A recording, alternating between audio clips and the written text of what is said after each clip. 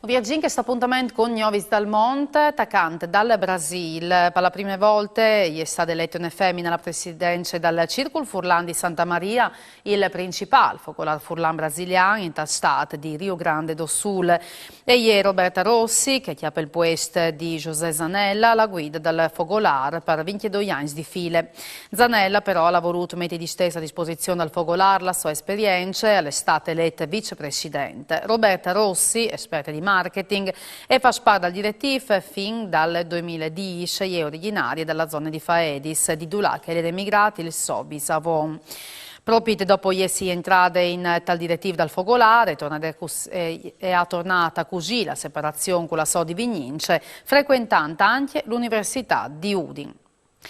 E dal Brasile si sposti in Argentina, dove il focolare Furlan di Apostole sarà organizzato un vero e proprio show cooking di cucine furlane, presentando l'iniziativa del presidente dal focolare Eduardo Cleva.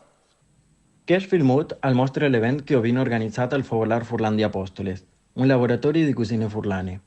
In questo corso, i partecipanti hanno potuto vivere ricerche di cucine furlane e hanno potuto prontare i piatti di questa tradizione, come i crostui, la polenta furlane e il gelato inneato al caffè. Con di più, è stato anche un momento per le famiglie per poter celebrare e pandire la nostra cultura furlane.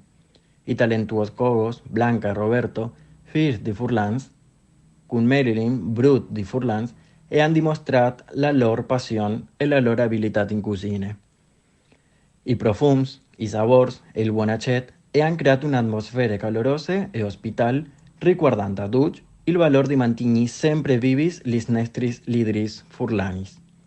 Un grazie di cuore a tutti i partecipanti, ai cogos, al comune e ai visitatori che hanno fatto di questo nostro laboratorio un momento di non poter dismentere. I nostri sapori dal Friuli nos danno sempre una bella ispirazione. Mandi. E anche per lo signor le tutte, nuovi saltone domani sera, sempre stesse ore. Mandi e buone serate dei Viodisi.